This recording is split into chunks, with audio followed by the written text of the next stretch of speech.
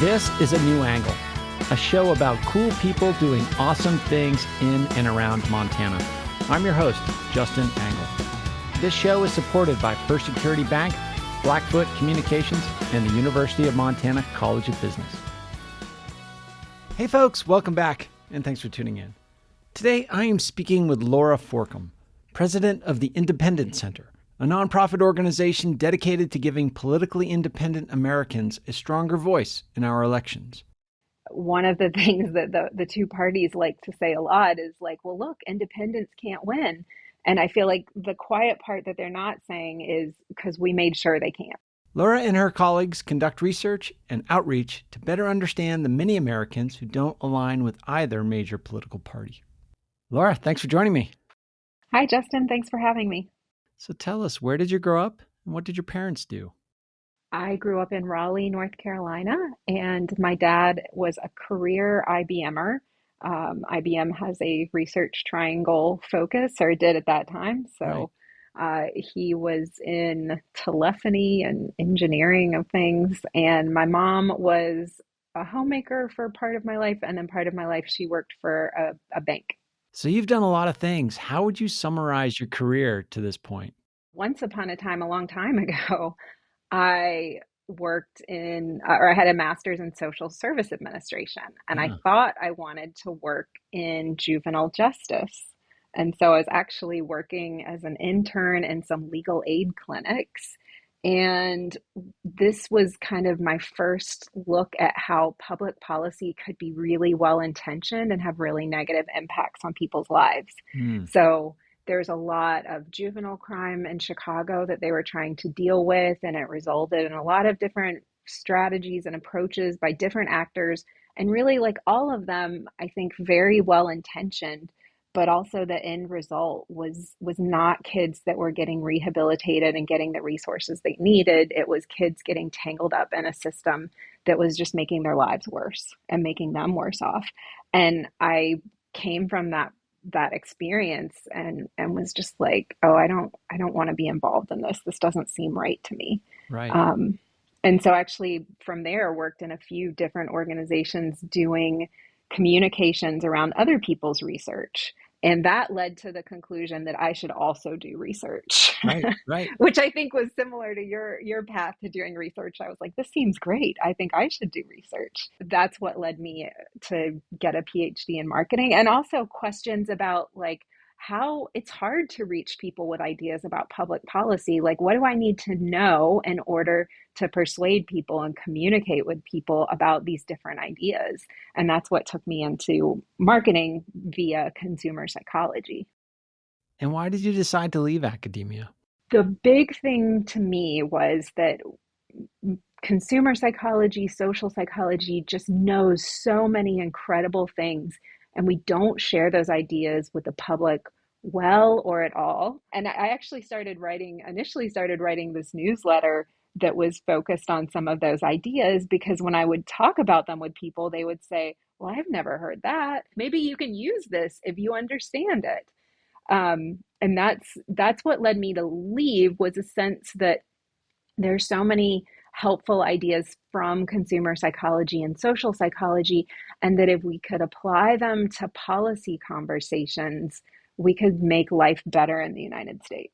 Sure. And so let's square that with this concept of independent voters. Like, why did you decide to, maybe you're one of them and that's the initial motivation, but like why join the Independent Center? What about that group of people and that space on the ideological canvas?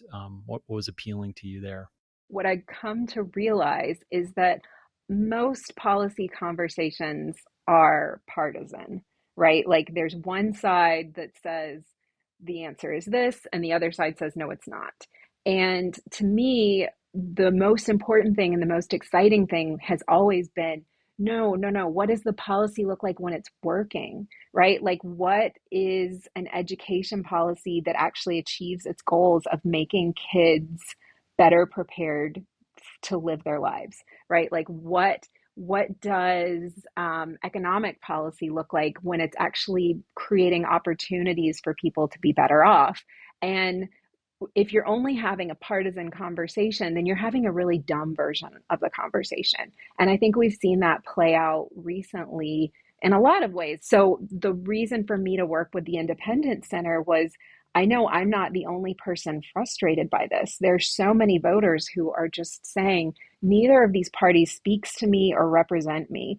And so what we're doing at the Independence Center is helping people who are not don't feel like they belong in either party to know how they can participate in government and in their civic life. And do you think the moment we're living in is unique, or are there historical analogs in the country's history? I do think that the territory we're in right now, in terms of polarization, um, affective polarization, where you just dislike people of the other party and want to avoid them, I think that this is something different than previous sort of political divisions and schisms. I think a lot of people are tapping out of any type of political engagement because it's become so unpleasant and just dehumanizing. And I actually think that that's really, it's not just bad for them as individuals, it's bad for the whole system. The system doesn't work when we don't understand and get feedback from people about what they want and need.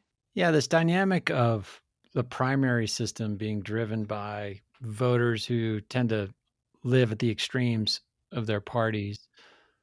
Why is it that independents, to the extent they exist, don't participate in that part of the process? Well, so the laws are different actually in every state about whether independents can vote in primaries, like in a primary of a different party or in either primary. In some states, there is no party identification on voter rolls.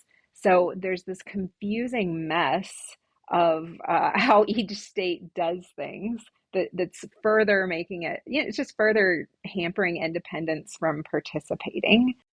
So what I'm hearing is an argument that this population of independents are actually policy curious. And a question I had for you is, do people actually care about policy? And maybe the people I'm skeptical about caring about policy are maybe the people that are firmly aligned with the existing parties, and the people that care more about it are in the middle and feel underserved because the parties aren't really talking articulately about any particular policy.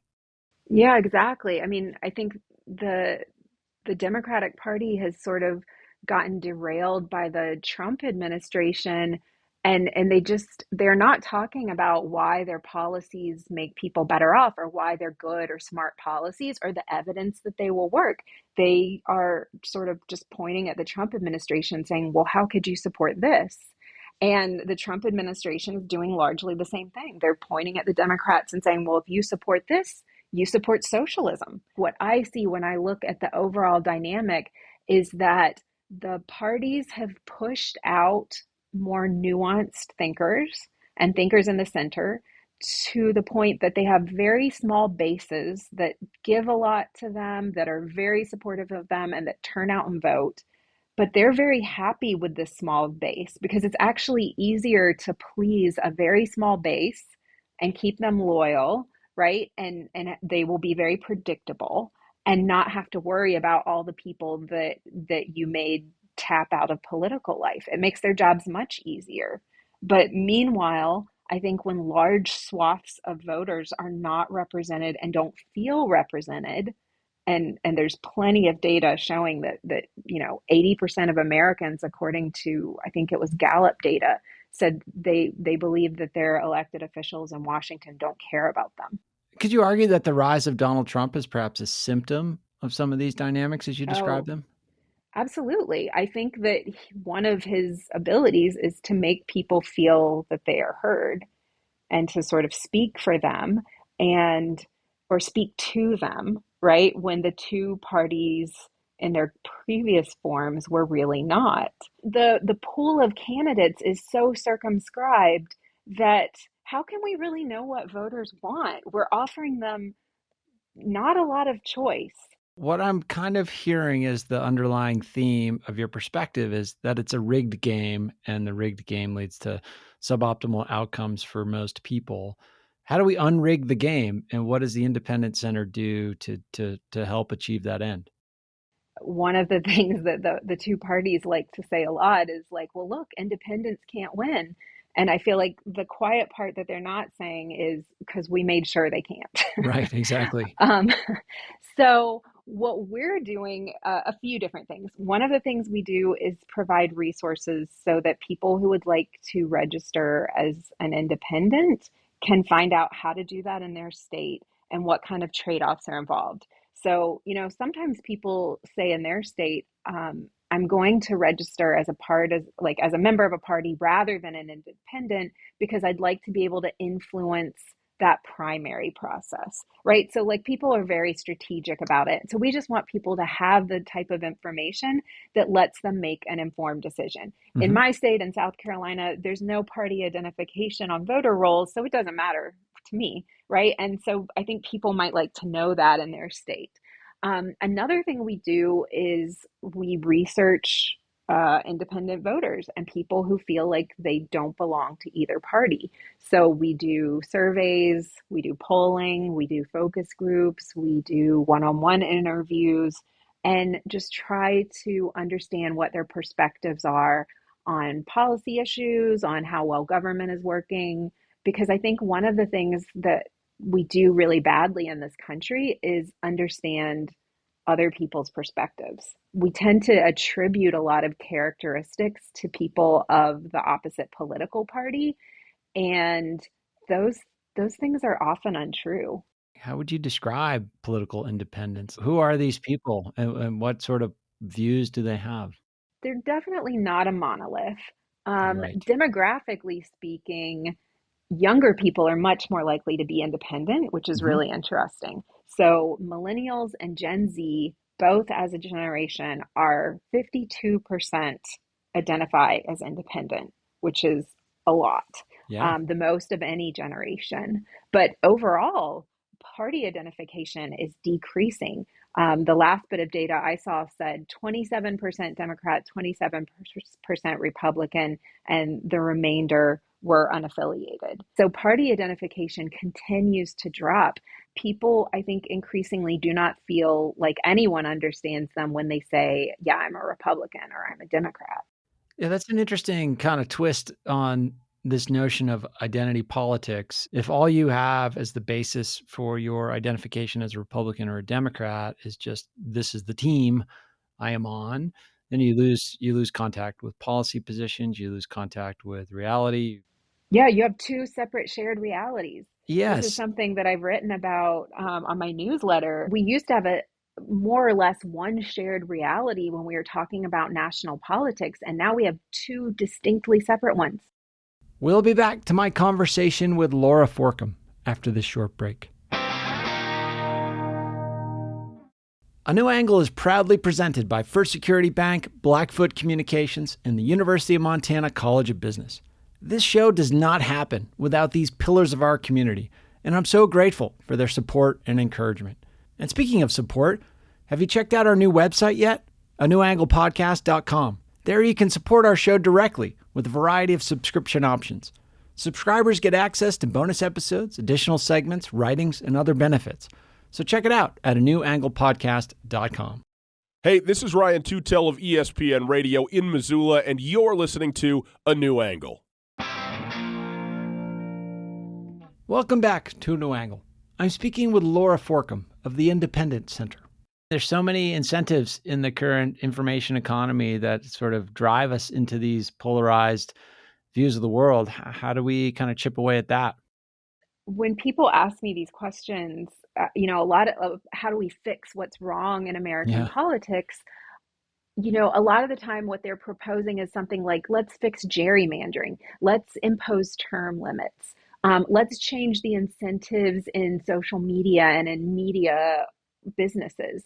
And I think all of those things sound great, but a lot of people with a lot more money than us and a lot more expertise and brilliance are struggling to solve those problems. I don't know how you fix those things. It's very difficult. To me, the best solution that's available to us right now is to get more nonpartisan political participation. What we really need from government is accountability, right? We need them to say, here are the things you want, and here are the things that we can get you, that we can deliver to you. And then when they do it, right, they get reelected. And if they don't, then voters need to be able to say, okay, well, we're going to try something else here. And you can't do that in a solely partisan environment because, right, the partisans are never going to cross the aisle over, you didn't deliver on immigration modernization, then you just blame it on the other guys and move on and nothing happens, right? So partisans can't drive accountability the way that nonpartisans can. And that's where I think our best option is to enfranchise these independent voters because they will hold elected officials accountable.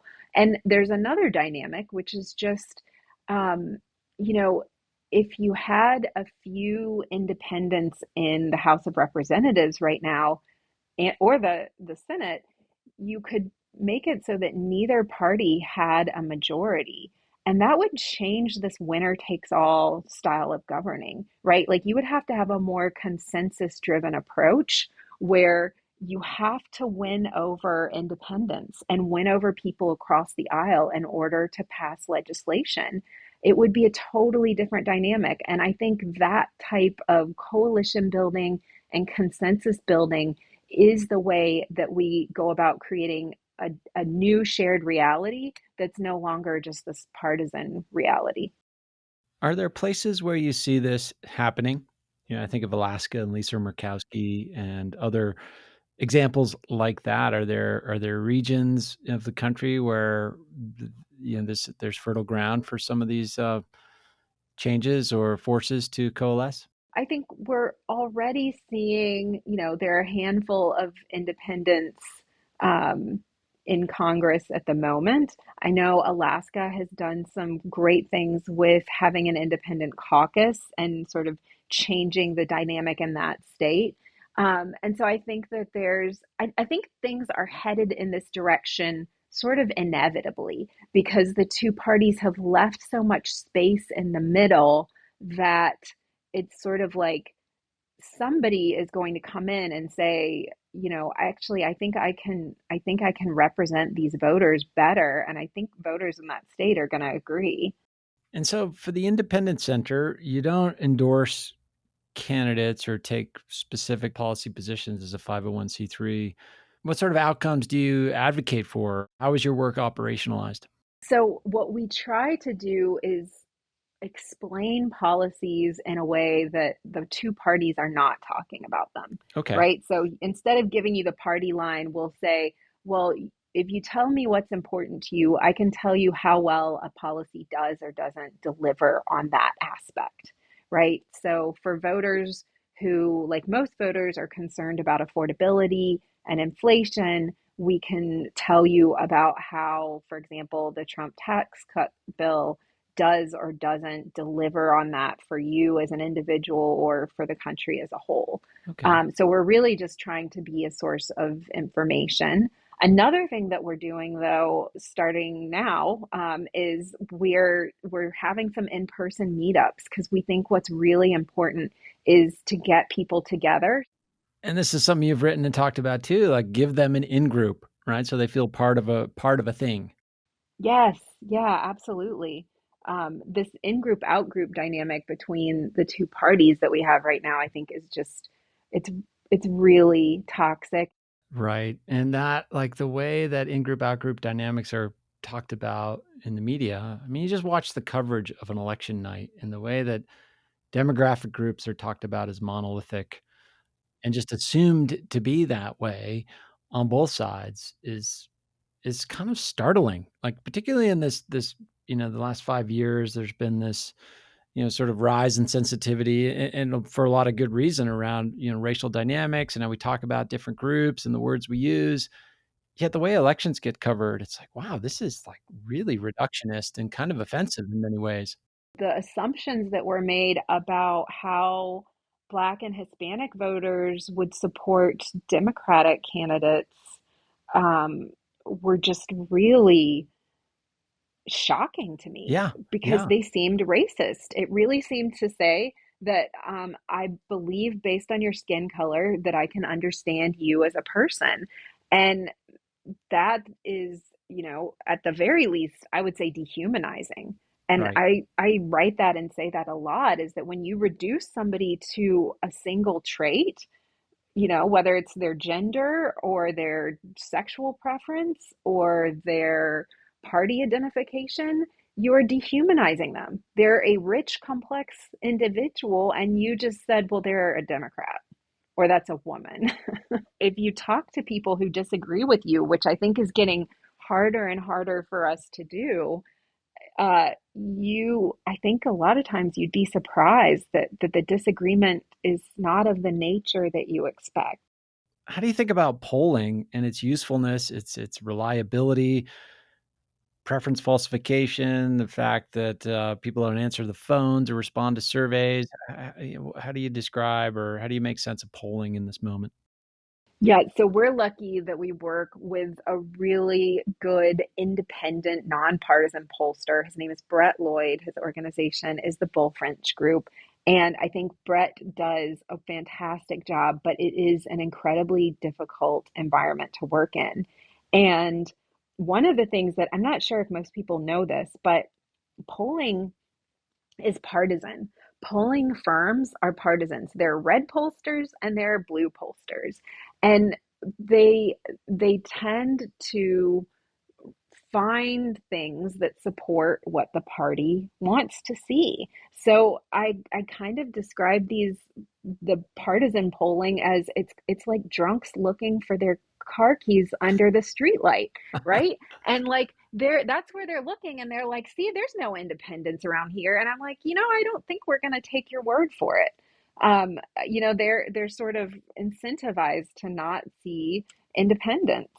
Um, so I think polling is, I have a world of concerns about polling. I mean, the first one being that very few people actually have statistical intuition. We're not naturally statistical thinkers, right? And so when a poll comes out and the results are neck and neck, I think people just look at them and see whatever they want instead of what they should say, which is you can't tell a difference in this data. Yeah, we're not equipped to understand that at the individual level, nor is our media equipped to communicate that. I mean, there's a big incentive to the horse race type of coverage.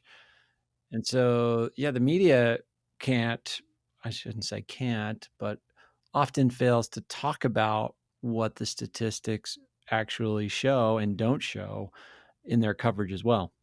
Exactly. Because if you're in favor of candidate A and it says candidate A has 52% to candidate B's 48, right?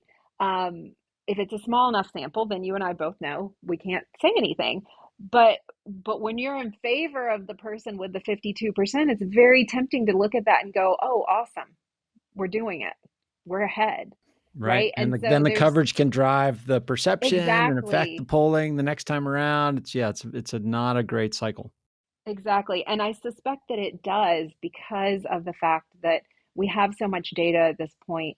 Um, I think that's part of why our races tend to be so close in so many districts. So a couple times in this conversation, Laura, I've sort of said, how is the Independent Center going to solve this problem? And, you know, I think as we close here, we have to concede that that's kind of a flawed premise. And I think we should just take a moment to celebrate what you all are doing and the courage for you in particular to, leave a stable career at a research institution to try to be a part of a solution to an important problem.